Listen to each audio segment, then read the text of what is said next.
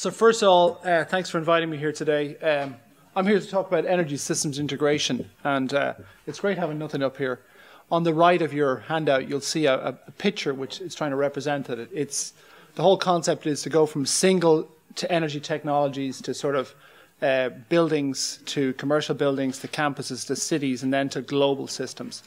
And then across all the domains, electricity, fuels, data, and to try and add them all together and to try and optimize things. So I'll say more about that in a while. On your handout as well, not on the screen obviously, you'll see three logos, the ERC, my own research group, NREL and DTU.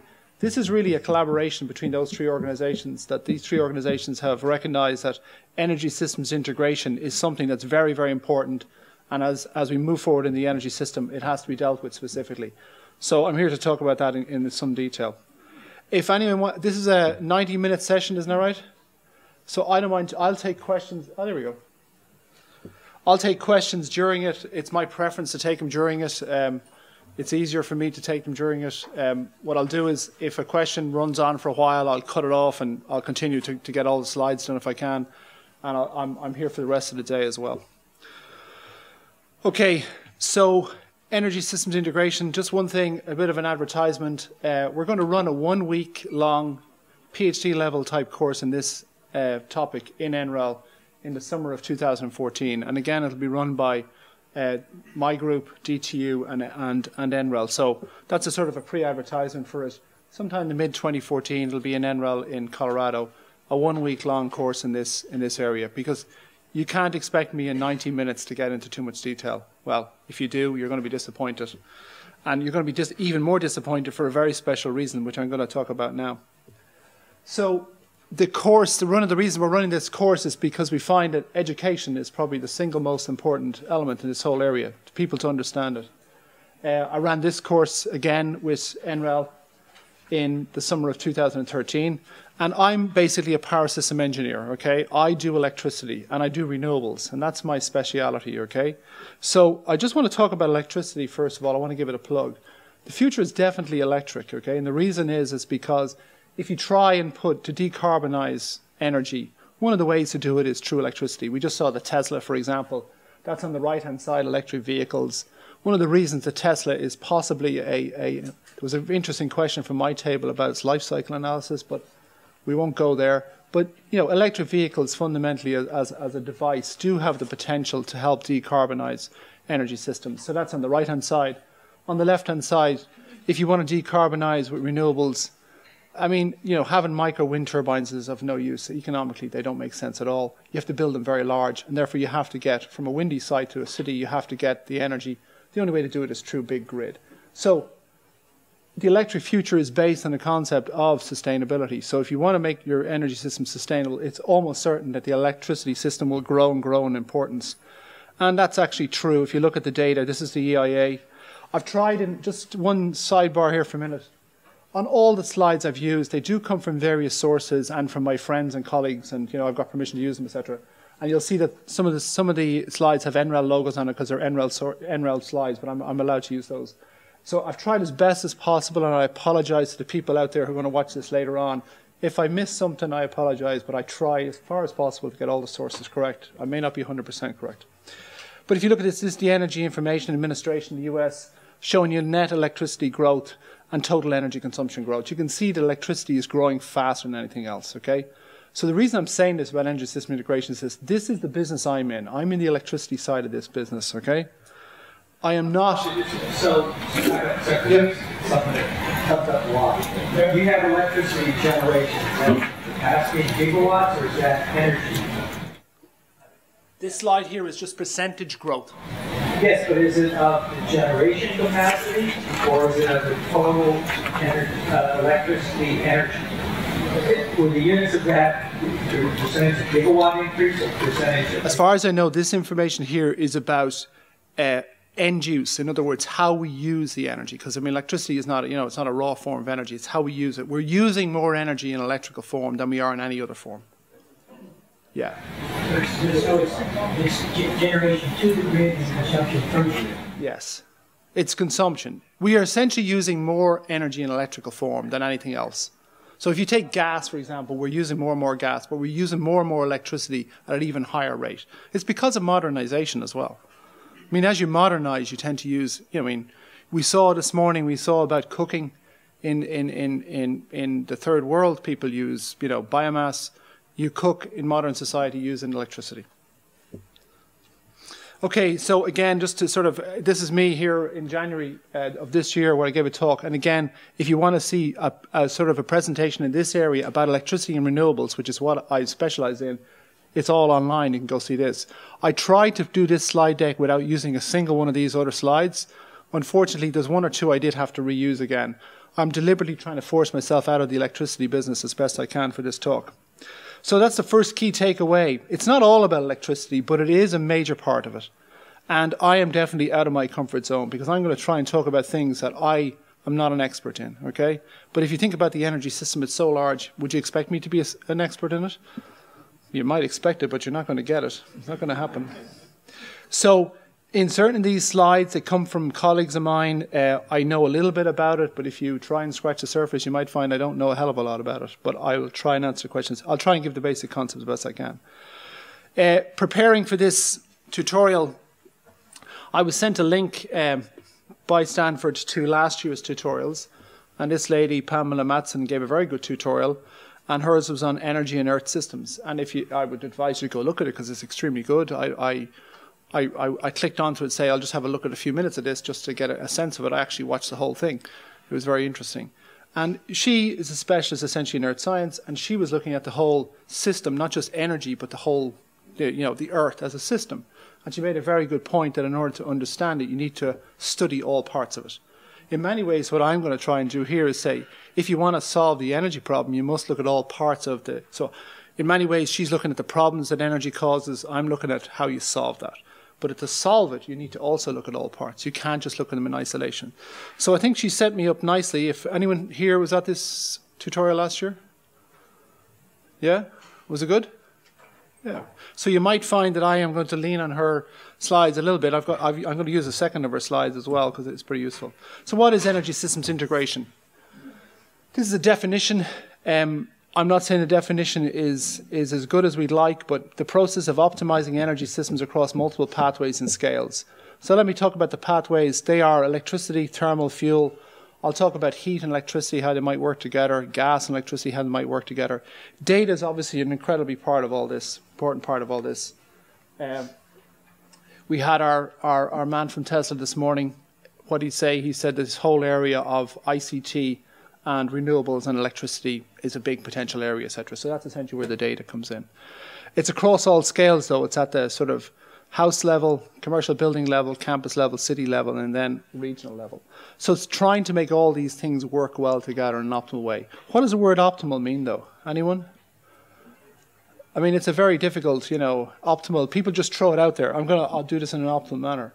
Sustainable world. Yeah, but we wanted to keep it simple. So the word optimal there should be taken as a sort of it's not a sort of pure matter. I think there was a very good, I'm going to lean on some of the people who spoke this morning. The gentleman from SunPower was very good about it. The academic tends to say, I want it to be the absolute optimal. And of course, that's not practical in any way. So we mean optimal here in a very pragmatic way. And we also mean it in terms of, actually some of the solutions you might have might use more energy, because it might be from the point of view of the service you want to deliver, more energy is a better thing to do. So I'll say a little bit more about that as I go on. So again, back to Pamela's slides. I've only borrowed two of her slides, the title slide and this one. I assume she's going to allow me to use them considering it's GCEP, but I didn't ask her, so I apologize for that, but I'm sure she won't mind. So energy is the key to just about everything we do in provision of energy sustainability challenges. You've got this energy use and down to food, water, health. That's what I mean. I don't think you should optimize on energy. I think you should optimize on these things because they're the things we want out of it. Energy in itself is just, energy is simply the way of achieving something. If you want to achieve, food, water, health, transport, it's not the energy you want. You want to go from A to B in a car or a train or whatever. So I think that the word optimal should be taken in a sort of a broad terms. In other words, to try and provide to us the services that we need in society. So that brings me to this. I'm getting sort of a little bit far away from the main topic, but I think it's important just to put it in context. There's a wider convergence, and here we show food, transport, data. This is the energy system, water. There's this bigger, wider convergence that Pamela did very well. She put it extremely well, that this whole thing is converging together. I'm not here to talk about the wider convergence. I'm going to just concentrate on the energy part, but I think it's important to know there's a wider convergence. And finally, as a context, I'm an engineer. I'm a power system engineer, and I'm very proud to say that the National Academy of Engineering in the United States deemed the power grids to be the greatest engineering achievement of the 20th century. Okay, which is good to see. The automobile, the computer, etc., they all came second place or third place beyond it, okay? And if you look at their website, this is their current running list. Now, of course, this list will not be known for another, 90-odd years until such time as someone does it again. But the current running list is on the right. And if you look at it, the current running list, the first one is energy conservation, is at the top of the list. But also, if you look at it, many of the top 10 are all essentially in that slide there. So this convergence of things together, I'm going to put a bet on it. I won't be here to collect it unless somebody comes up with some great technology. I don't want that technology. I actually want to pass on. But my bet is that it'll be energy systems integration will be the greatest engineering achievement of the 21st century, or some sort of systems will be the greatest achievement. Okay, so to get into the meat of this then. So those slides are just sort of introductory slides. Any questions, comments? Is this what you were expecting? Do you want your money back? It's a little hard to hear in the back. Am I using this right? Okay, that's good. Well, that's good to know. I mean, there's no point in me standing up here for an hour and then you telling me later you couldn't hear me. So if I drift away from this, let me know. So, energy systems integration, what is it? If you look at this as a Sankey, I think it's Sankey, is that the call? Sankey diagram? Okay, so I mean, it illustrates it beautifully if you think about it. These are all the sources, these are all the sinks, and you've got all, I mean, if these were just sources to sinks, you wouldn't have any integration of any form. You can see that things cross, things interact with each other. That's essentially energy system integration, how they interact with each other. We're also going to put data in on top of that because data is very important. We're possibly going to put the transport system in on top of that. So we're going to put more things on top of that. Now, to draw a diagram like that is incredibly difficult. I'm not even going to try to do it. But the opportunities are then, with the data, with the ICT revolution, lots of things that would not be possible 20 years ago are now possible. So the ICT technology, it's very cheap, ubiquitous, enables some of this integration to happen. Again, I quote our gentleman friend this morning from Tesla saying that ICT and renewables together, there has to be something in that. And I think he's right to some extent. And I'm not here to go into huge detail on that because I have to cover a broader topic, but that's essentially what's going to happen. Greatly increase overall efficiency, I'll talk about that. There are ways, particularly things like CHP, which is a well-known technology, it's not something new. There's ways of increasing the overall efficiency. One of the things about the energy business you'll see later on is a huge amounts of money in it. I think it's probably the largest industry in the world, I would suspect. I'm not an expert in that, but the amounts of money involved in the energy industry are colossal. And if you have assets out there, of trillions of dollars worth of assets, you might as well use them as best you can. There's no point in underutilizing them. The other thing then as well, again, from this morning, everyone's talking about sustainability, making the power system and the energy system more sustainable, reduce carbon, etc. So we have to try and do that. And one of the ways is through energy system integration. You'll see later on, I'll talk a lot about Denmark. The Danes want to go to 100% renewables, okay? And in order to do that, they're not thinking about electricity. They're thinking about everything. They're thinking about how the heat system can complement the electricity system, can complement the transport system. So they're thinking about the whole system. If you try to go to 100% renewables, you have to think about the whole system. You have no other choice. At the moment, we're thinking about each individual part, but as you try to go to huge amounts of renewables, you have to think about it as a whole system. The challenges are, you need to create an infrastructure. Infrastructures take long times to build, don't they? I mean, you don't build a power grid. Power grids from, again, I will keep slipping into electricity because it is my area. But, if you want to build a transmission line, a power system, between the time that someone decides it's a good idea to build it and it's actually built, how long does it take? 10 years, 20 years? Yeah. In some countries in the world, it takes 1 year, but they generally don't have a thing called democracy. So, this infrastructure takes a long time to build and it lasts for a hell of a long time. So if you want to sort of make this system very efficient 20 years from now is the time to start thinking about it. So they're the type of things I'm trying to address here. And typically these energy domains were separate. Typically you would have the gas system, the oil system, the electricity system. They would all be typically separate. And now what's happening is they are starting to merge together, and there are synergies between them. This shows you what the IEA, the International Energy Agency, believes is the possible capital investment in the energy system in the world for the next 25 years. So it's their estimate, okay? You can see that the number involved is $38 trillion. Just to put that in context, it's approximately 3 times the US GDP. Yeah? It's approximately twice your debt. Actually, it's 0.03% of ours, but then again, we're a much smaller country. Yes? Sorry? This looks like it's 2011. Yeah. I don't think the 20... I had a quick look at the IEA 2012, and I didn't see I'm sure the data might be in there, but it didn't come in a nice form like this. So I did check it. I do have it. But yeah, when the 2012 one came out, actually, I went to a presentation where they presented in Dublin, and I went through it very quickly. Well, I got a grad student to go through it very quickly. So did it change, or is it? No, I don't think so. I mean, I don't think over a year it's going to change that much. I mean, I'm not going to rely on the details and numbers. The simple point of the matter is we're going to spend an awful lot of money on this. One of the people who saw these slides asked me to break it down. If you look at the power grid there, you can see. So this is the other point. Again, back to electricity. 45% of it, the majority of it, you know, the biggest single slice of this investment will be in electricity. Again, for the reasons I just covered, because the world is becoming more electric. So you can see that 16.9 trillion, which is about your national debt or something like that, is going to be spent on energy, on the power grid in the world. Now, the simple fact of the matter is, you know, this is huge amounts of money. If I can make a 1% saving in this infrastructure, is it worth doing? Yeah. And the thing about energy systems integration is to try and think of this as one big system and say, maybe you can shave off, 500 billion there and 500 billion there if they work together. Next thing you save $1 trillion. I'm not saying that you could, but I'm just putting it out there. Just huge amounts of money. These are just the amounts of money of capital. The amounts of money of actually operating it are even bigger, okay? Because you have to take all the fuel sources that go through it, etc. So this is the reason why it's so important.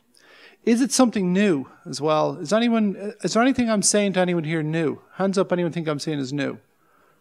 I don't think this is new. I think what's happening is that it's evolving, and it's becoming more possible to do these things, and people are starting to think about it. So in order to sort of illustrate that, this is the EU has a set plan. Anyone hear of the set plan? You're a very dour audience. You're not exactly very lively. Huh? Yeah, and they didn't give you coffee either. I didn't drink beer. I don't drink beer at all.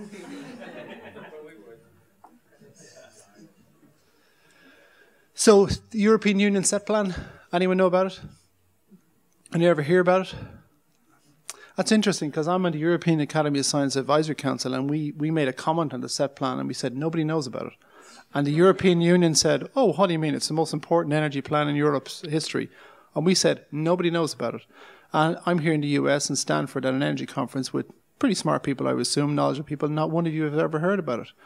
So if out into television land, if the EU is looking at it, you're proof.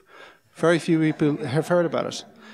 You know, but it's a very serious plan for Europe. One of the problems is they have not communicated well. But it is a plan for Europe and its energy future, okay? And the main meeting of it was in Dublin a couple of months ago. And this is Horizons 2020, which is the European Union research plan. And what I'm trying to do with this slide is if you were at this conference in Dublin and you were to sit there and listen to people, you would hear the word, well, you may not hear the word, you'd hear integration, but you'd hear all the things I just said, how it all works together. So the PV speaker, he spoke about PV, he did it very well, but 30% of what he said was, how does it get onto the grid? How does it all come together? So most speakers, most of their talks were dominated, not by the technology, but by how it would all work together. So they were actually speaking about energy system integration, but they didn't say it, they didn't label their talk. If you look at some of these documents coming out of Europe about Horizons 2020, about its energy research plan, I just literally took one of these documents, it's a draft document, it's around 30 pages long. The word integration appears 60 times in it.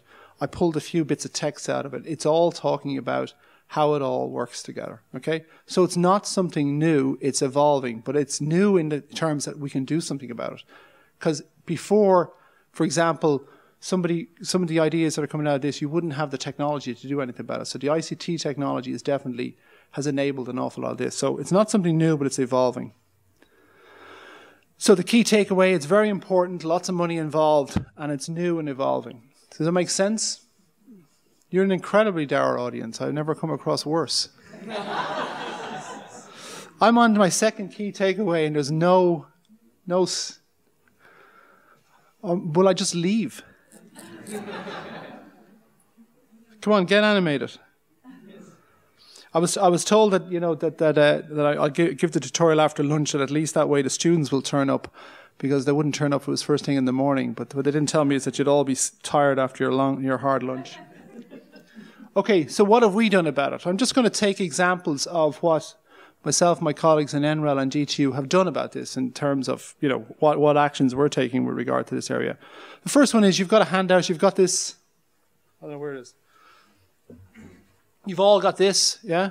You've all got one. So who else gave you a freebie? I didn't carry them from Ireland, I can assure you. I carried them from Colorado. There's more at the back. So this is a special issue of the IEEE Power and Energy magazine. It's only a magazine. These are not high-powered scientific articles. But we got our colleagues around the world to write articles in this whole area. The front cover doesn't say energy systems integration. Well, it says energy system comes together. The editor of this is a good friend of mine, and he has editorial control of certain issues, and one of them is the front cover, so we had no say in it. But it is essentially all about energy systems integration. The articles come from Jim McCauley in Iowa State. There's an article from NREL in Hawaii. There's an article from John Holmes of ESAC. There's a Danish article. There's an article from Belgium, and there's an article from China. And I suppose you should point out, look, the Irish flag is on top, as it should be. I wouldn't say anything about any of these countries. It wouldn't be right. So anyway, this is one of the things we've done. It's a very simple thing. It's not something dramatic, but we brought these people together internationally to write about this topic, to take different samples of it. And you're welcome to take it away. And I will use some of these articles in my talk today. So let's start off with the home. This is an article by our Belgian colleagues, and it looks at tools for designing energy systems essentially inside homes. And if you look at a home, you've got a very simple, it uses energy, it possibly has some energy storage, etc. And so it's sort of like optimizing, and I use the word optimize here in a very generic way.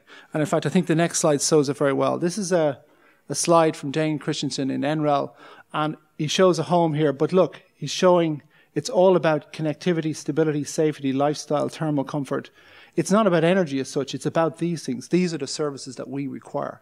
So it might actually turn out that your energy consumption may actually go up in certain circumstances, but what you get out of it is optimized. So this idea of minimizing energy may not always be the right thing. I think generally it probably is. Certainly in that room this morning, the lady she was dead right. I came here like this, and the only reason I don't have a scarf is because I have to go back to the hotel and get it. But I was freezing in that room. So you use too much here as far as I'm concerned. So you can see here that this is a very good to show that what you're trying to do is you're trying to optimize in a way of the services, and that is energy is the delivery mechanism for all that. You then go up a scale bigger, you go to energy systems at a city level. Have you ever heard of the concept of smart cities? Yeah, oh yeah, wow. So what do you know about it? Because I'd like to learn. Come on, this gentleman here said he knows about it. The idea is to use information technology in order to do it. Yeah, okay. Exactly how that's going to be done, so. It's still an open question. Yeah, okay. You start seeing pieces of it like streamlined stuff with the parking. Yeah. Yeah. No, it is happening. And in fact, IBM have their Smart Cities Research Centre actually in Dublin. So there's an awful lot of activity. But I think it is happening in parts, but actually the real issues that will actually happen are not quite clear. There's a lot of talk about this area. It's new and evolving. And again, it's in the energy systems integration space. It's how you get ICT to work within a city. Again, not so much to reduce energy. It's possible, actually, reduction of energy is probably going to happen. but to increase the services, safety, etc. Like, for example, in the transport system, to make it more energy efficient, but also to make it safer, more reliable, etc., etc., etc. So that's one scale up. If you then go, yep, information and communication technology. It's a tendency to be a European term. The US tends not to use the term, but in Europe it's a very used acronym, ICT, Information Communication Technology. Then what NREL has done about it, so NREL have just opened their ESIF facility, Energy Systems Integration Facility. This is a sort of $150 million facility at NREL, and it's essentially purpose-built to do energy systems integration work. They've got laboratories there around fuels, data, electricity, so they can do things that you couldn't do before. You can certainly, if you want to test something at scale, a large-scale thing, in a laboratory of a university you couldn't do it, but in this facility you can. So it's a very large-scale integration test they can do, and I would advise anyone to go and visit it. So that's what they've done about it. And then if you'd say, we need to move beyond paper studies and demonstration scale, that's one of the other things, is that an awful lot of the work that I'm talking about is, people talk about smart cities, they write what it can do, but not an awful lot has been done, or there's an awful lot more to be achieved. And this facility allows you to take some of these ideas, build prototypes, and go test them. Because if you want to build a prototype in this, you might need gas, you might need electricity, data all working together at scale. A facility like this has it. But if you then go to a much bigger scale, so this relates to the article by Jim McCauley in your handout. So he looked at a scale electricity, gas, and liquid fuel networks across the continent of the United States and projected 40 years into the future and said, if you were to try and optimize this situation, what would you do? So it's really long-term planning around these issues. So if you then go to Ireland, so the country I'm from, this shows you wind power in Ireland. So Ireland has a power system, and I won't, again, if I went into this any more detail, I would break my rule of not going into electricity and renewables, but Ireland has the highest penetration of wind power of any synchronous power system in the world. Okay? So we have issues around integrating it that no one else in the world has because we're an island power system. And you can see this is data from 2011, 2012. We hit 50% penetration level on the grid. We have a problem going beyond that, which I won't go into today. So what we're actually proposing to do is to make the Irish power grid a test bed. So we're proposing a thing called Future Grid Test Bed. We're actually proposing to make the Irish grid a test bed itself. So ESIF is a laboratory scale. It's very impressive. We intend to make the country a test bed. Now under very controlled conditions. Is that onshore or offshore? That's onshore. There is one offshore wind farm in Ireland. It's around about 30 megawatts. It's GE wind turbines. I live pretty close to it. I haven't seen them turn in a while. I'm pretty sure that, they built it, they learned their lesson from it. What lesson that was they got out of the offshore wind business. But it's all onshore. But there is definitely, as time goes by, we're going to build more offshore.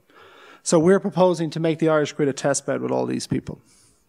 Now, one thing I haven't mentioned is, so the key takeaway there is it's international at all scales. It went from the house, the city, to regional scale and to a country scale. I haven't mentioned the Danes at all. The reason is because the next 8 or 9 slides is all on Denmark. Any questions? Yep. For the NREL research, is this for new cities being built, or is it integration of grid systems and how you're going to leverage what's raised? Could you ask that again? Sorry, just say that again. The research is being done with NREL. Yeah.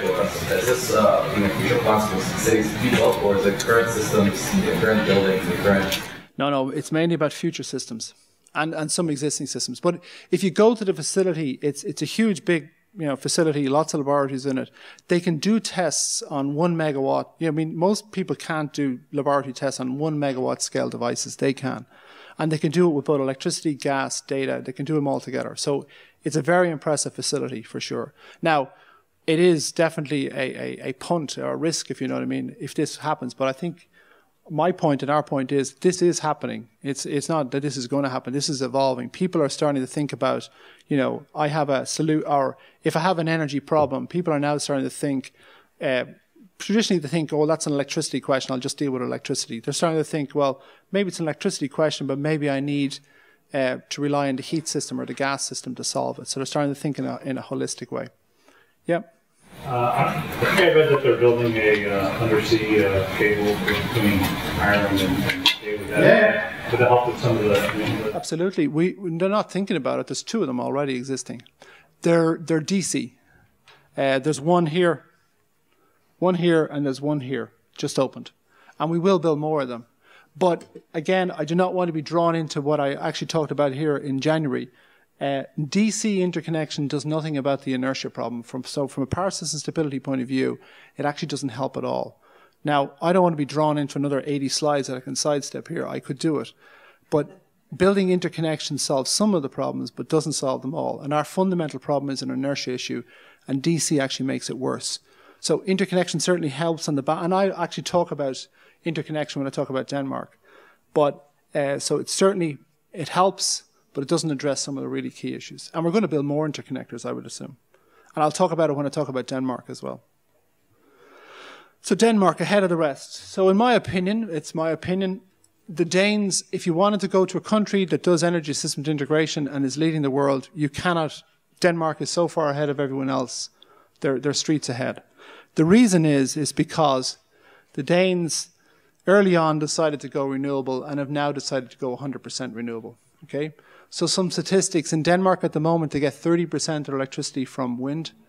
We get around about 17%, Spain around 18%. So we're doing pretty good, but we're nowhere near as good as them. And when I said that the Irish power grid has the highest penetration synchronous power system in the world, it's because Denmark is not actually a power system. One half it's in Western Europe, the other half is in Nordel. So from a power system point of view, we have a higher penetration. From a political point of view, as a country, as an entity, they have the highest penetration in the world by far. So they decided to go to 100%, and Henrik Madsen, my colleague, said once you start trying to think of very high penetrations, you cannot find solutions in the electricity system. You must think about how you leverage your heat system, how you leverage your transport system. I mean, our Tesla friend again comes into mind. And you'll see that in Denmark, they also co-optimize their heat network and their electricity network together. So in order to get to 100%, they've had to think about this at a larger scale. If you look at the articles that are in that, just take some water here.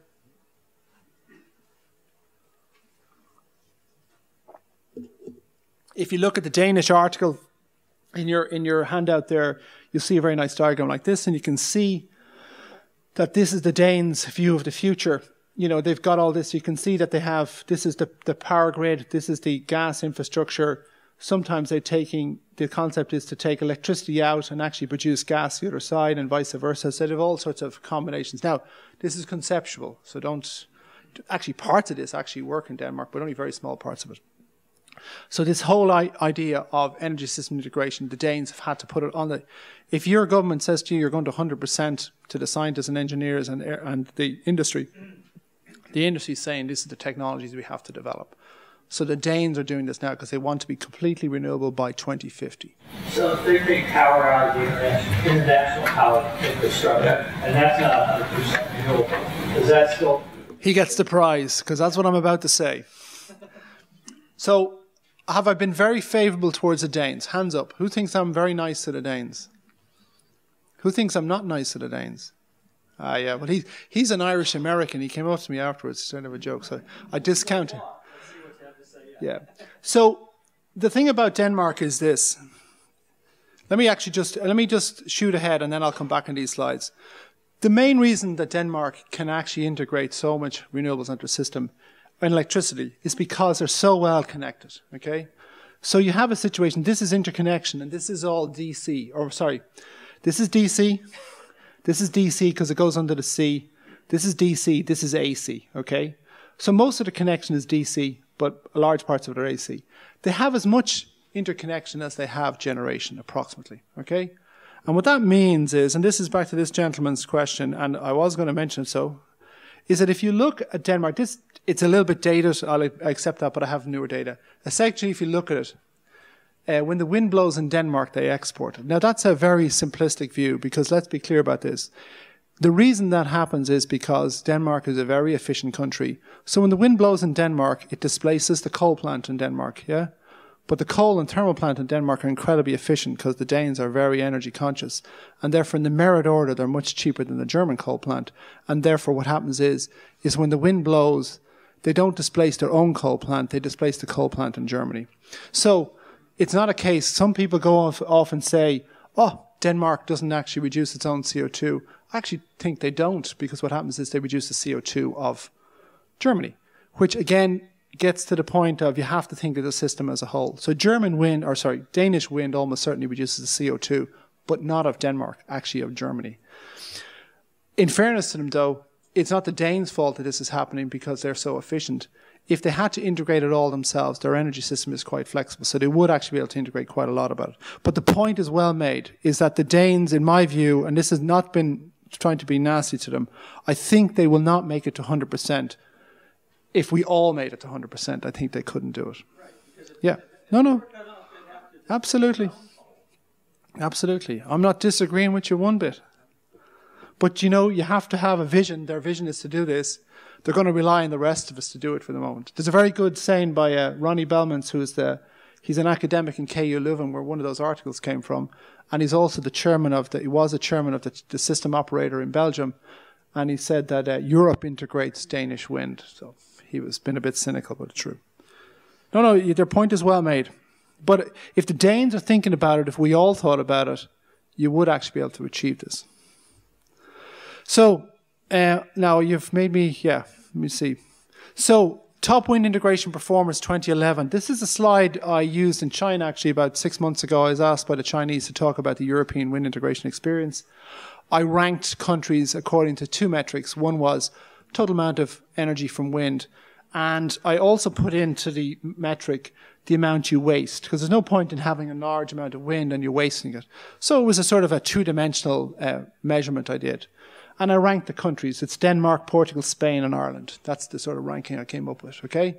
Now, if I was asked to rank them for the world, it'd still be the same. These four countries dominate the world in wind integration, okay? In terms of large amounts and very little curtailment. What about Germany? Germany? What about it? Yeah, what 32 gigawatts capacity? What were they rank? Way down, because they have very poor quality wind and it's a much bigger country. I mean, Germany has a large amount of... Okay, let's talk about Germany. You want to talk about Germany? I'll talk about Germany. Germany has a large amount of wind, a large amount of solar, but it has 80 million people, so the large amount has to be taken relative to their size. So this percentage number here would be nowhere near as big. And the second of all is they tend to have a large amount installed, but the wind resource in Germany is very, very poor. Its capacity factor, i.e. the average running hours, if you want, is approximately half what ours is. You know, maybe 60% of what ours is. And in solar, they have more solar than anyone. In fact, our gentleman this morning, he was talking about he hit the German taxpayer's pocket, because that's where he got it from. I mean, the world's solar business was driven by the German taxpayer, completely. I mean, 35 gigawatts installed. It wasn't anything about technology. It had to do with the German taxpayer who was willing to pay for it. Anyone been to Germany? Is it sunny? No. So Germany has a very large amount of installed capacity of both wind and solar, but actually from an energy point of view, it's not insignificant. It's quite high, but it's not as high as these. And I'm talking about wind here in particular. So that puts Germany in its... Now, to talk about the US, someone asked me about the US, just to put in context. I don't have the energy numbers, but I can tell you ERCOT's around about 8 or 9 or 10% energy. But you can see from a curtailment point of view, 8.5%.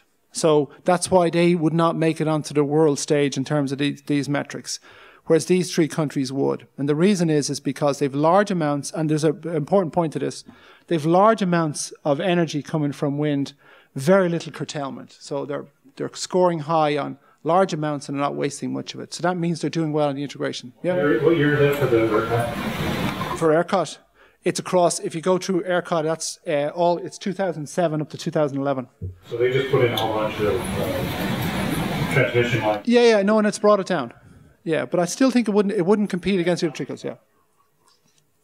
Oh, look, I'm not here giving out gold medals here. Like, let's not, good.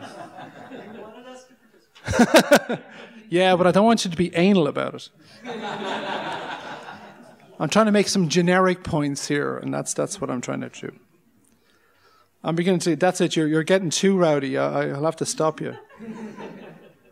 Let me go back here. So the the reason I use this slide is just to make the point. So how did Denmark do it? And the answer is, I've already given it to you because I jumped ahead to give it to you. The reason why Denmark did it was because lots of transmission, right? So they achieved it by that, okay? And there's a very there's a guy, a colleague of mine in Japan called Yasuda Yo, and he did some very nice, simple metrics where he looked at gas, interconnection, hydro, and various other sources, and ranked them according to the system size. And actually, the explanation as to why people can integrate large amounts of renewables is largely can be identified in these simple graphs. So this shows you the ratio of interconnection capacity. It's 2008, okay, it's a little bit out of date, but you know, these things change slowly as a percentage. So you can see that in all those, if you take the other countries involved, Portugal, Ireland, Spain, the Danes are way ahead. They have a hugely interconnected system. So they've managed to do this by interconnection. And if you think about energy system integration, I know this is electricity only, but integrated across a regional scale helps. Okay, so that's the sort of, that's not the, I'm not mixing gas and heat with it yet, but in terms of scale, making it all to work at a bigger scale works. Now, if you go to the other article about Hawaii in the document, obviously you're not going to interconnect anyone. So they can't use that, okay? And that brings up another point I'm going to make, is that every system is different. Denmark does it by interconnection. Someone says, well, why can't we do it in Hawaii? Well, because it's 3,000 miles to wherever, you know, it's just too far. So, and you can read that article to see how they do it. That brings up continental scale integration. So these are conceptual diagrams that you'll find them on the internet, you'll find in various places. This is the idea in Europe. This is to build a so-called supergrid, a concept and a term actually coined by an Irishman called Eddie O'Connor. But the whole idea here is to build a large offshore grid in Europe, okay? This is starting to get some, billions have been spent on it. It's only started. Long way to go. The technology in offshore wind is very expensive, etc. But this is actually starting. This is another one I found recently, which shows you an even more ambitious from Siemens, showing a grid across the world. It's interesting. Hawaii still doesn't get connected even in this. So I think that Hawaii is going to have to deal with it itself. But again, it's just to show you that people are talking about integration at a huge scale. It's all HVDC. Now, obviously, it's in Siemens' interest and ABB to promote these type of concepts. But if you want to read some more information on this, this is an ESAC report, European Academy of Science Advisory Council, that we did on this whole issue, and a summary of it can be found in your document there. So I want to talk about CHP. I apologize for this slide because I was looking at it earlier on. Some of the statistics I meant to put in here didn't actually make it into here, so I'll just give them to you verbally. So Denmark has 30% of electricity coming from wind, okay? In terms of CHP, see if I can get these right now, it has, I think it's what it is, 60% of all domestic heating is provided by district heating, and 80% of that comes from combined heat and power. And 60% of all the electricity from thermal plant come from combined heat and power. So you take all those statistics together, you've got a Danish system that's essentially wind and CHP and bits and pieces of other things, okay? Because like I said, they have, 60% of all electricity from thermal sources comes from CHP. 80% or 60% of all domestic heating comes from district heating, and of that district heating, 80% is CHP. So they have a system whereby they have large amounts of renewables, and they've got combined heat and power to produce both heat and electricity at a huge scale, way more than any other country in the world, okay? So this country is doing energy systems integration. It's not thinking about it, it's doing it, okay? And CHP is the classic, I'll talk a little bit about this, our more advanced versions of this in a minute, but I mean, CHP is a very simple concept, which is, if I'm making electricity, it's waste heat, I can't use it anywhere else, I might use it for heat. So it's very efficient technology. And you can see as well that this shows you the progression of the different fuel uses. So oil is going out. So if you start off here in the 1980s, they had an awful lot of oil in their CHP. It's virtually gone. They've replaced it with biomass, some coal and some gas. So in fact, the CHP fuels themselves actually became more and more environmentally friendly. So yes, it's a thermal power plant. Yes, it's producing CO2, but it's doing less and less of it as time goes on. And they're also making it extremely efficient because of this. And then if you go with this, so this is the most this is the most interesting. I don't know. Again, this is where if somebody asks me some detailed questions, this is where I'm going to have to make a phone call to someone. But I came across this recently from my colleague Lars in Denmark. I went to visit him. He showed me this set of slides. He explained it to me a bit. This is Copenhagen. This is the heat network. So it's a piped heat network across the city. So this is not in a small town. This is not in a building. This is Copenhagen. And out here is Riso. This is around about 30 kilometers. So this is a large heat network. And at the moment, they're co-optimizing the heat and electricity generation because it's CHP. So they're actually operating their heat system and electricity system together. Yes? Have you ever looked into the CHP system in ancient islands of Manhattan? And I'm glad you mentioned that because I was told by a gentleman the other day in Denver that they also have some sort of heat network in Denver City. True? It may not be as large as Manhattan. Probably a little colder than Manhattan. Yeah. Early 90s. And it's still there. Yeah. We use even more now. Yeah. Well, I'm not saying it don't exist elsewhere, but I don't think it exists at this scale, and I don't believe it's CHP, and I don't believe they co-optimize it with the electricity system. I never looked into it. I've experienced it.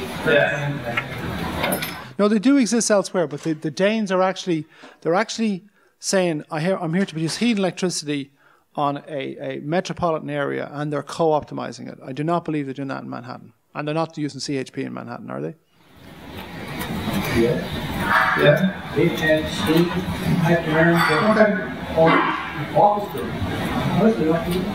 So what I have to do now is I have to get you to come to NREL and give a 1-hour lecture in this in Manhattan. No, but I can recognize somebody from Manhattan. Okay, you're going to talk to me afterwards and I'll get him to come to the course. So one of the things then about co-optimizing these systems, if this is essentially a very detailed mixed integer optimization problem called unit commitment, you have to do forecasting. So one of the things is, hey Stuart. So one of the things you have to do is forecasting. And what Denmark does is they do forecasting in terms of electricity, and they also do forecasting in terms of heat. So if you want to co-optimize this, you have to do them both together. Then I just want to go to China for a minute. If you look at China, and this is their wind curtailment statistics. This is different provinces. This is 23%, 25, 27, 14, 15. They curtail huge amounts. So in any league table of wind integration, the Chinese systems is not going to get anywhere close to the top. They're curtailing huge amounts of it. And it's interesting, one of the reasons, not the only reason they're curtailing it, is because of combined heat and power. So in fact, in their case, the combined heat and power is not flexible, wasn't done in a way that's flexible, and therefore they have to curtail electricity. One of the reasons is because of combined heat and power. So one of the things to say is that, like people, all systems are different. So Hawaii is different than Denmark, obviously. China combined heat and power is different than Danish heat and power. So you have to take every system the same. One other thing then, electric heat demand is very flexible as well. It's just not combined heat and power. If you decarbonize electricity system enough, electric heat makes sense. Okay? And electric heating systems are incredibly flexible because they can be turned off almost instantaneously. And this is a product and a concept by an Irish company called Dendimplex. They turned out to be the largest manufacturers of electric heaters in the world. So the key takeaways here are Denmark is a world leader and every system is different. Yep. You said that for probably 50 years now in New Zealand, they've been turning off water outlets in order to supply. Yeah. I'm going to talk about actually demand-side management itself specifically in a few slides, but you're right. New Zealand has the most advanced demand-side management market probably in the world in terms of demand, and it's had it for many, many years. Okay, so the gas-electricity interface. I think this is, of all the areas, this is a very important emerging area in my opinion. We all know what's happened with shale gas in the United States, I don't have to tell you. So what's happened basically is that coal is declining and gas is increasing. But the interesting thing about it is, in Europe, the complete opposite is happening. For a very simple reason, because you're not burning the coal. The coal has been dug out of the ground. They have to sell it to someone. Price of coal has dropped. The Europeans are buying the coal. It's very simple. very simple economics, right? So it's a classic case, US gas up, CO2 down, your CO2 in your grid is coming down. Now, European CO2 is still going down overall, they're still beating you, but in electricity, as far as I know, it's actually going up. So the overall macro scale, I think Europe is probably still beating the United States in terms of decline of CO2, but in terms of electricity, the US is definitely big. But it wasn't because of some federal government dictate or anything like that, it's just pure out and out economics. Gas is cheaper than coal, gas is less CO2. But it brings up a very interesting point about policy. I know I'm talking about electricity and gas, but I want to make a bigger point. No joined-up energy system thinking from a policy perspective. Europe is there with an energy trade or an ETS scheme with very low carbon prices, and basically the policy is in a bit of a mess because of shale gas. You would have thought shale gas, oh, great, it's got less CO2. It's actually caused a problem for Europe because it's released the coal into the world market. This is an article that I found in the Wall Street Journal. The reason I use this article is I saw EN mothballs. So we're mothballing gas plants in Europe. This plant was opened in 2011. As a very interesting coincidence, it's actually run by one of my students. Because when I saw the article, I sent her an email and says, is this your plant? She says, yep, I've just mothballed it, it's gone. Okay? So it was built in 2011. One of the most efficient gas plant in the world today is now essentially sitting in Slovakia, doors closed. So it just shows you that, again, every system is different, and also the interactions at a sort of an international scale have caused this.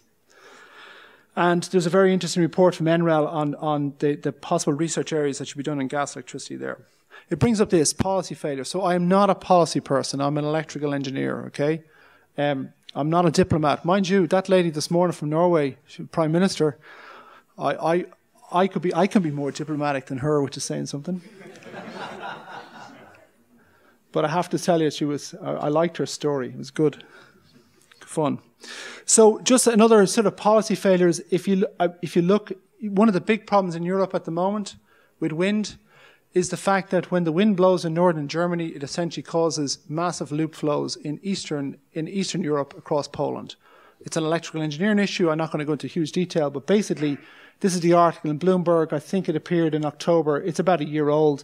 But basically, wind in Germany is causing trouble in Poland because it's one grid, okay? Now, if you look at it, this paper here by Carsten Neuhoff and his colleagues in DIW, basically European electricity markets are not suitable for integrating renewables. Ironic but true, Europe is trying to promote renewables, correct? The US as a federal entity is not exactly trying to promote them, but sort of. But Europe, on the world stage, Europe would be seen as promoting renewables, correct? Much more so than the United States, okay? But actually, if you look at the electricity markets in Europe and compare them with the United States, the US markets are much more suitable to integration of renewables than the European markets. You mean intermittent renewables, did you say that? Sir? You mean intermittent renewables? I don't like the word intermittent. It's not correct. Variable and difficult to do. That's not the same as hydro and bio. Yeah. No, okay. I'm talking about variable renewables that are... yeah, variable renewables that are somewhat difficult to predict. That's how I pronounce them. If you look up the word intermittent in the English dictionary, not that you can speak English in the United States, I wouldn't hold that against you. That's not what it means. But if you look at it, so this is a big problem, and one of the reasons the problem is because European electricity markets are not suitable. So again, it puts to the point to integrate things at scale or integrate energy systems together. Policy is very, very important.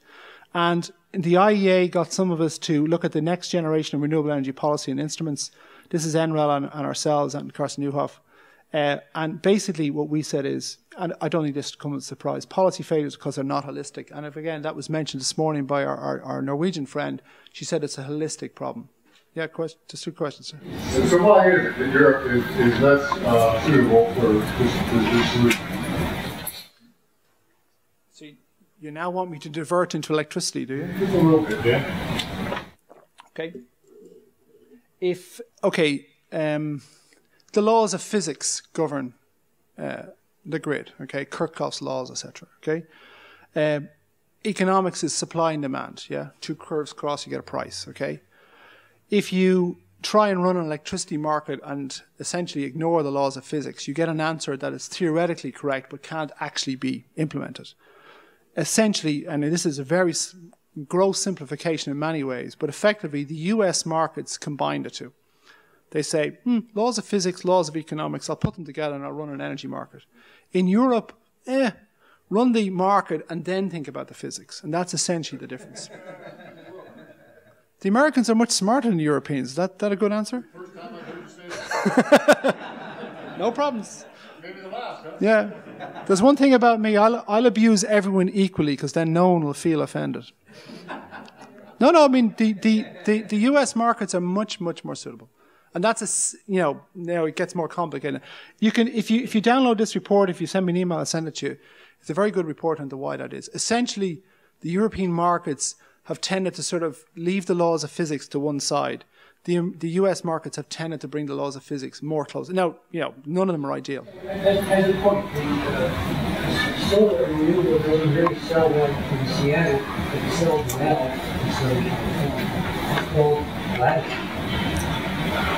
No, but that's what are you talking about? Just the resource? Yes. Yeah, well, Resource you have to. Yeah. No, that's fine. But what's happening in Germany, what's happening in Europe at the moment is that Germany, I said before, Germany has a lot of wind, but it's not a very good resource from an energy point of view. But sometimes the wind does blow full, and you get 20 odd gigawatts or 25 or 30 gigawatts of wind. A large part of it is in the northwest of Germany, okay? And because they can't forecast it exactly correct, they might have a forecast error of 5 gigawatts, It's a lot of power. It has to go somewhere. Essentially, the customers for it are in southern Germany. The power grid in Germany, from a Kirchhoff's laws point of view, doesn't go through Germany. It goes through Poland. And so what's happening is you get unexpected power flows through the Polish grid. The grid has to accept them when they are allowed. And that's the other reason, if you want to get into it, I can stand here all day. The gentleman, you're well read. You don't need to come here at all. The simple fact of the matter is, in Germany, they have a policy which is somewhat insane. They have to accept it. I've seen situations where prices are minus 500 euros. Let me give you an indication. That's minus 500 euros. If you would turn off, in other words, I will give you a megawatt of hour of energy. I'll also give you a check for 500 euros to take it off me.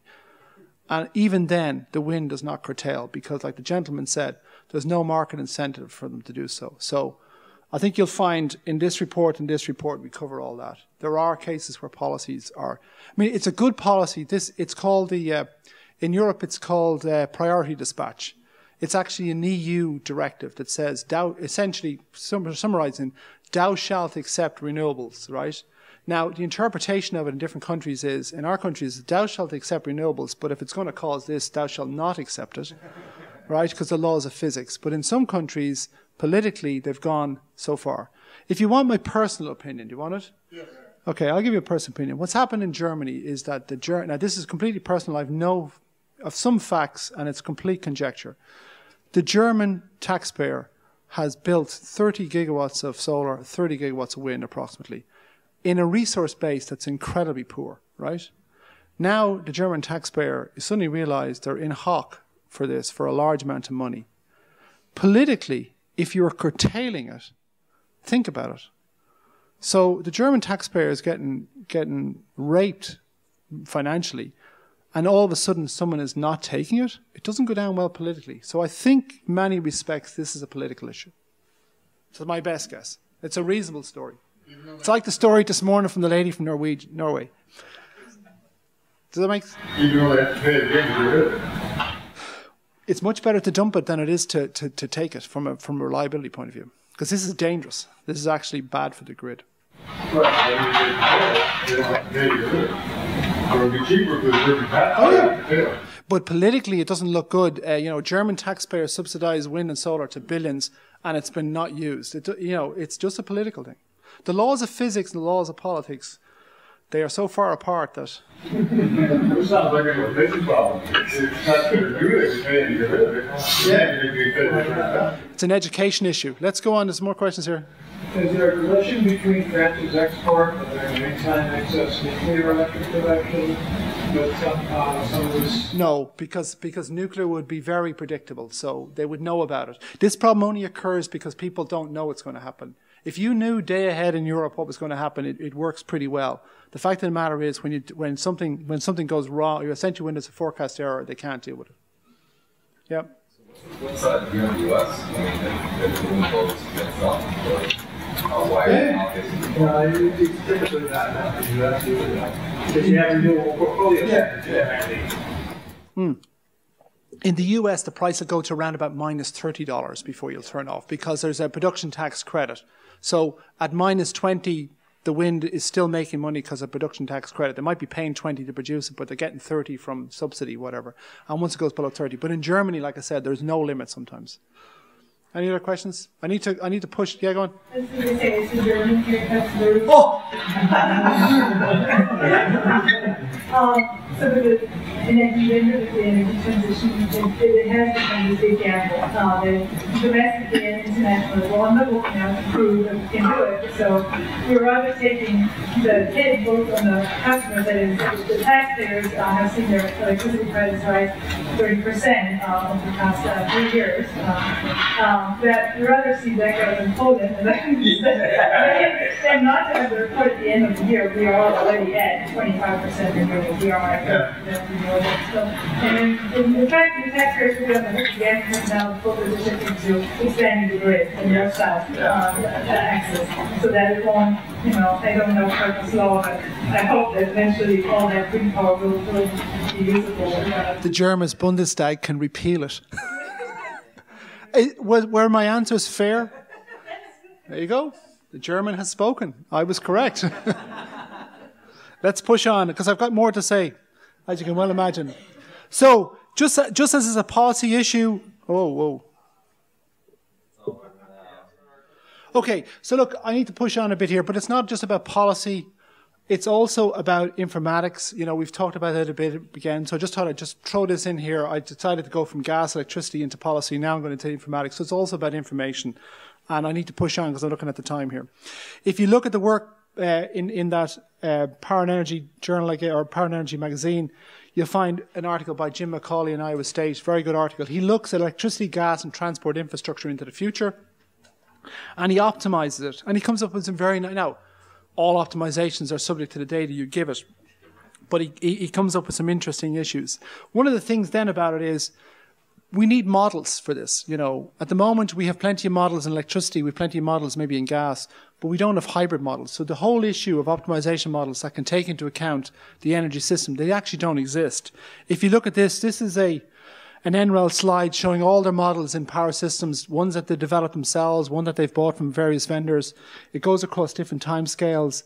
And if you look at most of these models, none of these models can take into account gas or transport or whatever. So you find that, as a researcher, when we go to do a research project and we're trying to include gas or EVs or even demand side, we're finding the models we have are not suitable. We have to go back and recode them. So there's actually a need to develop models that have a holistic view to do this, okay? One of the things that Jim McCauley looks at, and one of the things that, if you look at that Danish slide at the start that shows the sort of, the first Danish slide I showed you, there's talk of these energy hubs or polyfuel systems. Essentially, these are systems that take in electricity, natural gas, heat, wood chips, and can produce electricity, heating, and cooling out. In other words, multiple inputs, multiple outputs. These are, now, there's a very good group in ETH led by Goran Anderson that does a lot of this work. I'd have to say, I'm an electrical engineer, so I can say this. I think the thermodynamics here mightn't exactly stack up, okay? So I think that's a real issue. But nonetheless, these devices have been looked at. These are devices essentially that will essentially be the hubs within an energy system that can convert different forms of energy into other types. So, it's an area of research, a lot of very fundamental research going into these products and devices. Back to NREL, this is a place that you could test these devices at scale. So the ESA facility. And then if you look at other things that are going on, people are looking at business models. This is work done by Jacqueline Cochran and Jeff Logan and NREL, looking at business models in terms of gas, electricity. If you look then further, NREL did some work on natural gas and renewables opportunities for synergies. And I pointed to that journal paper, and they did some nice work on it. I'm speeding up a little because the time is running out. But again, I want to go back to this. So I've dealt with Denmark as to why it's top of the league. Portugal and Spain are on the Iberian Peninsula. Everyone knows their geography well. They're on the one peninsula together. So Spain and Portugal, effectively the same thing from the point of view of what I'm talking about. So I want to look at Spain and Ireland. The reason why Spain and Ireland can integrate large amounts of renewables and do it so well, if you look at it, it's because of gas. Because we have a huge amount of gas generation. In Ireland, 64% of electricity comes from gas. In Denmark, it's 8%. So if you look at the Danish system, they've got very little gas. Gas is more flexible than coal. You might look at the Danish system and say, oh, they've got very little gas, they can't do it. But you've got to look, they've got interconnection, they've got flexible CHP. Every system's different. But the gas is a very flexible. Gas and renewables go very well together, extremely well. It's much more flexible. In general, it's much more flexible technology than coal. It's definitely more flexible than nuclear. It's less carbon intensive. So, you know, gas and renewables are good partners. So the key takeaway from the section on gas electricity has nothing to do with gas and electricity. It has to do, it's about hardware. You know, that's about those energy hubs, experimentation and demonstration, planning and operations, modeling and simulation, business models. So these are all the sort of, you know, these are all the technical areas that energy system integration is about. It's about developing new hardware, testing it, looking at data, using it in an optimal way, doing planning with these multiple carriers together, doing operations, etc., and policy and business models. So who needs to understand? So who would be the target for this type of information? I've shown here, this is a system operator. This is actually some sort of, you know, the ICT industry want to get involved in this. I just got this on Google, and it ends up that it's actually, that's Chinese, is it? Yeah, so I just looked for, I went for computer or something like that, and this is what I found. I put it up there. This is your Californian CPUC, these are your regulators, this is the market, these are developers, and this is the gas industry. Lots of people need to know and understand this, okay? So I want to talk a little bit about that. So energy system integration is built into fundamental laws across many disciplines. I've mentioned Kirchhoff's laws, yeah? I've mentioned the laws of thermodynamics. I'm an electrical engineer, I wrote them out in English. I'm an electrical engineer, I wrote them out the way they should be written out. And then you have the law of supply and demand. So you have Newton's laws, thermodynamics. So look, at the core of it, all of this is about the laws of physics, which, you know, I haven't really mentioned them in too much detail, but they are at the fundamental base of all this. So this is, don't get any ideas, this is all soft stuff. This, at the end of the day, is all hardcore engineering. But there's one law that we didn't put in here, and it was mentioned this morning, it's mentioned here already. The iron law of climate policy. Policies and emissions reductions collide with policies focused on economic growth. Economic growth will win out every time. So it's the politicians. Now, I went again on Google and looked for politicians, and this is what I got. And believe it or not, as luck would have it, this is actually Dublin. This is actually from Ireland. And it turned out to be the first image I got. I could obviously put something else up here, and you know where it is. I'm flying there tomorrow. It's called Washington, D.C. So I think you have your own, we all have our problems with politicians. But they're very important, and the politicians need to be educated, or they need to understand these issues. So the other thing we didn't mention is the consumer. This is a quote by a very good friend of mine, Yanis Bialik, who's a power system engineer, and I think it's incredibly true. He put engineer, and he, for some reason, he put an economist, because power system engineers, we work a lot with economists as well. You could put in scientists there as well. But engineers in particular tend to be very arrogant. Engineers come up and say, here's the solution, and you give it to a consumer. You know, I don't think some of the best, you know, most of the best things made in life are not made by engineers. They're made by people who understand the consumer. The engineer can develop the technology and build it, but generally speaking, you know, I wouldn't trust me to produce a consumer product, to be honest with you. Also, some sort of corollary there about politicians also tend to be, because they're one of the big winners as opposed to putting policies in place to let the ones you chose to apply the laws of physics and economics. Sure. Yeah, well, look, you know my view of politicians. It's shared by you, isn't it? So I think the consumer is incredibly important in all this. An undergraduate program that I ran over the summer called Energy Needs Ireland, I'd recommend you read this report. It's written by 21 undergraduate students, average age of 19. And if you take it, they knew nothing about this subject before they started. What they produced is pretty impressive. And you may not agree with everything that's in it, but this is what they took to be. The key message they came out with, it's all about the consumer. Okay? At the end of the day, engineers, technologists can develop whatever they like. At the end of the day, the consumer has to accept it. So education is the key, but the consumer themselves, so I'll just give you 1 minute to look at that while I have a drink. So do they have those with fries yet? So, yes, engineers can't, you know, we can't produce solutions for the consumer, but there is some level of education the consumer does need, yeah? They need to be able to look at this and say there's something wrong with it, okay? So there is Education is needed in terms of, engineers need to understand the consumer, but I think the consumer needs to understand the basics as well. So the consumer is key and education is important.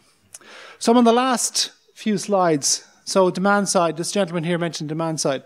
And the reason I put it at the end is because demand, in brackets, consumer response. So it is a really key area in this because we're now starting to talk about, on the electricity system, demand response.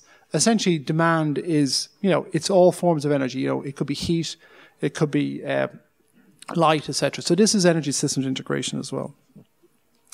My colleagues in DTU do an awful lot of work on it. I'll leave you to read these papers if you wish. But essentially, it's, if I price it, the consumer will respond. Demand response, just back to our comment by our colleague in the front, it is in use. This is nothing new. There's nothing new in this. This is showing you ERCOT in Texas, LAR, which is load acting as a resource. It's 2008, showing you a classic case of where load was able to respond to an event, okay? So it's used regularly in Texas, it's used regularly in New Zealand, it's used regularly around the world. So there's nothing new about this. But people believe that with information communication technology, the consumer becoming more aware of energy issues, that the consumer and we will start to participate more. So the idea is that we'll participate more and more. Looking at that then, NREL, looking at integration, this is a Western wind and solar integration study done by NREL on wind and solar in the West in the United States. And one of the areas they looked at is if we had demand response at a certain scale, what could we save? What could we achieve? And they get some very interesting results to show you. If the demand can respond and you can get capacity from demand, you can make large savings. Now, this is a paper study, and as a result of this, the Department of Energy has this, well, a result of this and other things, the Department of Energy has this study going on at the moment. It's not, the results from it are not out. There is one result that's out in the public domain, and some of the reports are. This report, I'm going to Washington, D.C. tomorrow to talk about this, but this report will be out soon. As again, the Department of Energy is looking and say, how, what this report is looking at is, if you try to scale demand response up, one of the things is I can definitely turn off the lights in this room. I can do it from anywhere in the world. We all know that. The question is what happens if I try to do this at scale? And that's a big question. And so this study is the first of its kind in the world. It involved NREL, LBL, Sandia, and ORNL. But it's the first of its kind because it's looking at what demand response would look like at scale on the Western Interconnection in the United States. And it's some, yeah. I think that's the first time you put storage on.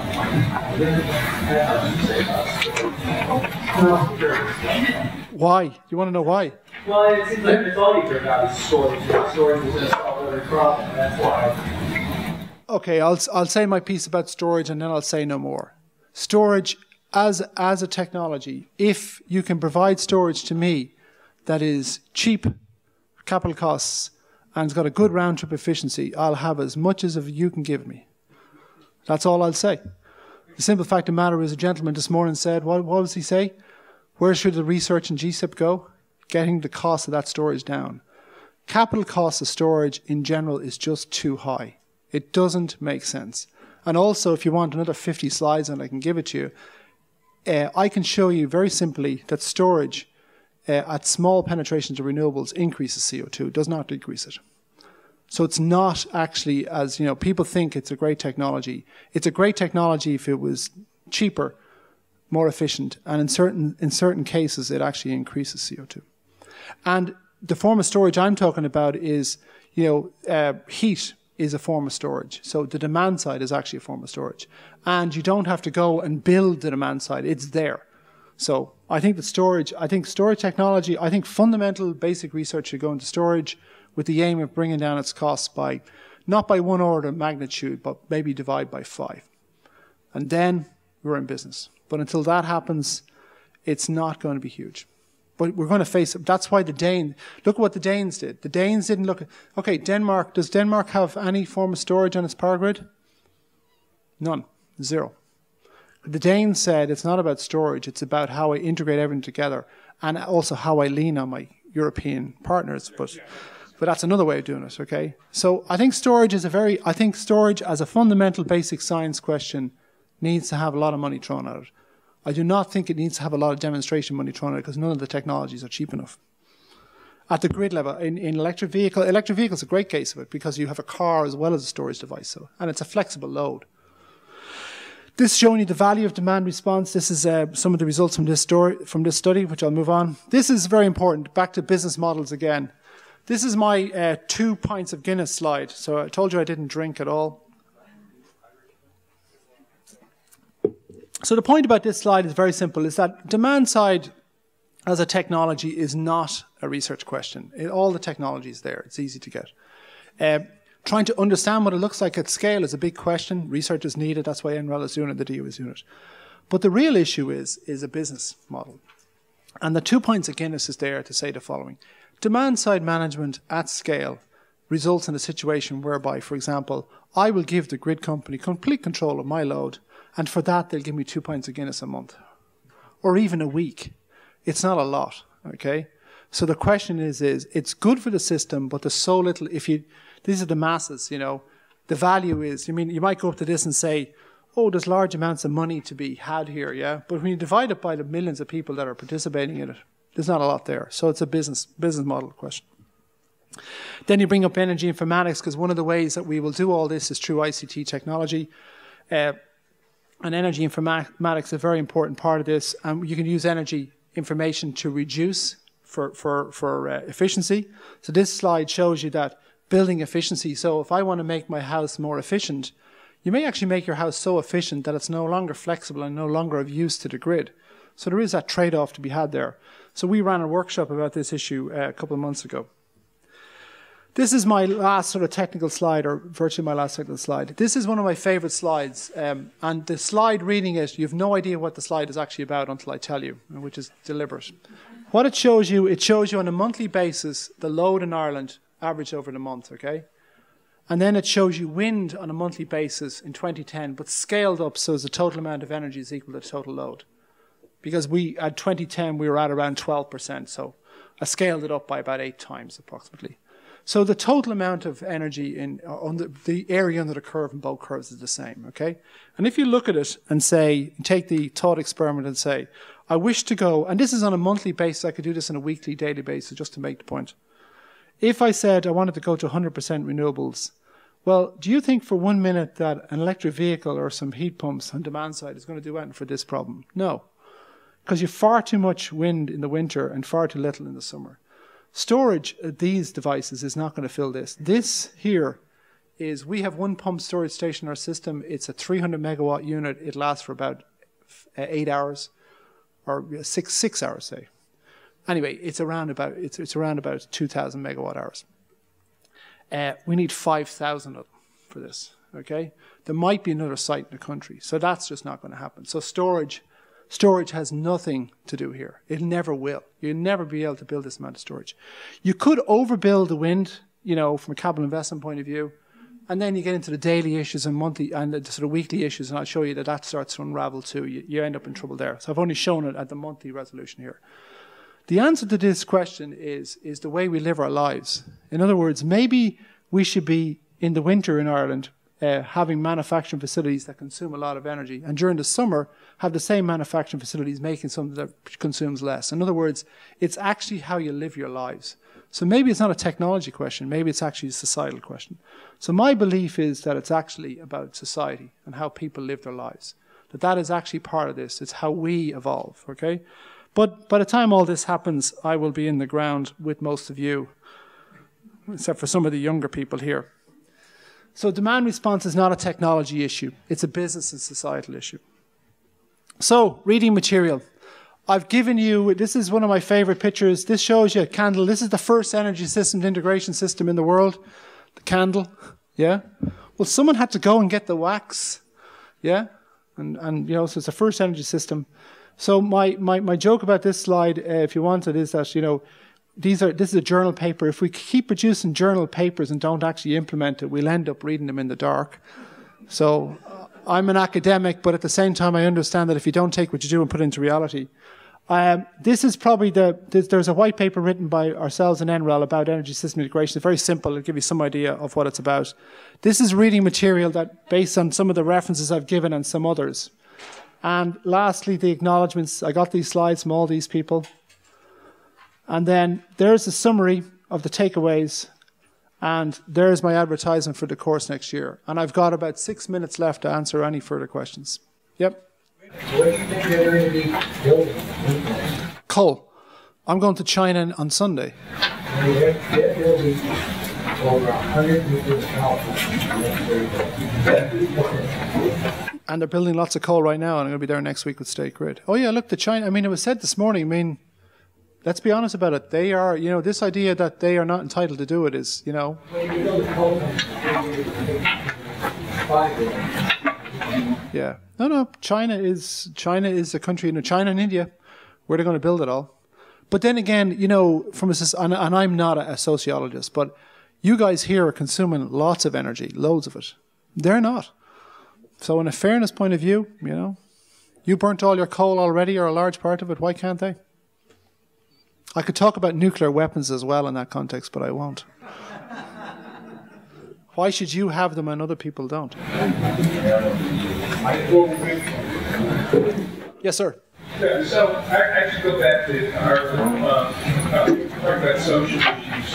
Do you hear more of pushback on the internet? I mean, how do what do people think? Yeah, you have a nice sort of constraining outside country to have a good. So I'll just speak about Denmark, then I'll speak about Ireland. In Denmark, one of the reasons that they're able to do what they're doing is that they've got absolutely complete, total public and political support across the whole range of things. In a way that's extraordinary. We wouldn't be far behind that, actually. We wouldn't be too far behind it. But there is, at the moment, a bit of pushback now because there is a plan to build large amounts of wind farms in Ireland to be offshore for the UK. So they're actually offshore wind, but actually onshore in Ireland. And they're thinking about building 8 gigawatts of it. And now there's beginning to be a lot of pushback on that. And so, yeah, I mean, it is definitely, I've got other slides to show, building transmission is very difficult. So, but I think in Ireland, politically, from a wind point of view, or renewables point of view, there is, largely speaking, complete political support across all political parties, and pretty much it's very deep within society. So I don't think we have as big a problem as some other people. But the Danes, it's extraordinary. It's almost unanimous what they want to do. But it is definitely an issue, and it's the whole issue of educating people. Yep. With all talk about Denmark, do you know anything about how all these projects went in transmission wire finance and if there was any private capital involved in your general thoughts about that?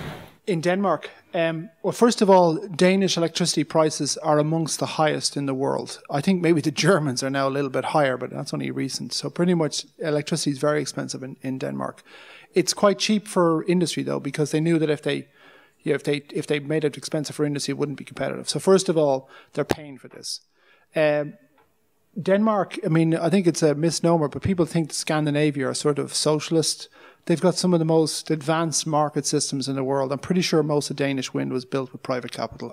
I can't be 100% certain of that. But Denmark is a very, business-orientated, country. So I'm pretty sure it's all built with private capital. But I can't be absolutely sure of that. But then again, they have subsidy schemes which helps the private capital. Any other questions? I think we have time for one more question. We've got 2 more. We'll take 2 more. We'll take the man at the back and then the man at the front. Man at the back. So from an engineering standpoint, whether it's mechanical or computer science or electrical, what's the low-hanging fruit where we should be applying these engineering feats right now? And what are some distant technologies that we need to develop further but have a lot of potential opportunity? Okay, first of all, I don't believe computer scientists are engineers, so that's the first thing. or definitely not scientists. So, low-hanging fruit. I'll have to revert to my own speciality. It's the only thing I can do. So there might be others, so I'd be on a whatever. I think inside power systems, the modeling issue, I mean, there are no models out there that can actually represent these integrated systems. Or if they are, in fact, even within electricity systems, the models are not that good. You mean, I know, when the electricity business is there, you would think that the models would be very sophisticated, and they are to some extent. But to study renewables, for example, this Western Wind Integration Study, all these studies, the models being used are not adequate to do it correctly. So we don't even have the models to study the integration of renewables and electricity systems, never mind the integration of gas and electricity together. So the models have to be developed. That's one thing. in terms of computer scientists or computer scientist engineers and mechanical engineers, it's actually the next most important thing is actually the markets. So it's not actually, it's economists.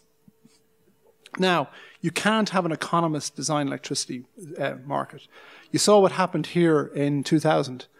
I was on sabbatical in Seattle at the time, in University of Washington, and I watched it unfold here. Your electricity market in California 12 or 13 years ago was designed by economists and had no regard for engineering. So engineers who understand economics is one of the key things, is how you develop the market structures to deliver this. It's a physical system, but it has to be delivered with a, you know, I mean, it has to be a free and open market to deliver this. It's the best way of doing it. It's the most efficient way of doing it. So to develop the markets for this, if you look at that report that I was mentioning that we did for the IEA, it's one of the things that people are concerned about is that within electricity markets that the price of energy will drop dramatically because the marginal cost of renewables, variable renewables, is close to zero. And therefore you get a situation where the price signals are not correct for people to develop the system the way it should be. So I would say models, engineering models to understand this stuff. The electricity markets designed by engineers who understand economics or economists who understand engineering are two areas as two examples. I could probably think of more, but I'd be venturing into areas that I am not an expert in. Yes, sir. It seems that a lot of the scaling problems with the 30% change every minute could be solved with dual source electric heating. Noticing the excess of the is all in. Yeah. So if you have an electrical energy heating supplant to whatever is currently used, this excess. And that's, I mean, I just drew that as a simple sort of, I didn't go into it, but you're right, that's why I showed that electric heating. Electric heating is actually, if I put electric heating into the system, I could dramatically change that. So, but I do think if you want to go to 100%, it's also going to require us to, and I didn't include interconnection there. So I cut out everything else and said, what would you do? And you say, one thing is to change your lives, but electric heating is definitely a key issue. Interconnection, for us, it's going to be interconnection, electric heating, and some of these energy system integration technologies we're talking about. But we're not going to 100%, Denmark are. We're going to 40%. Is that it?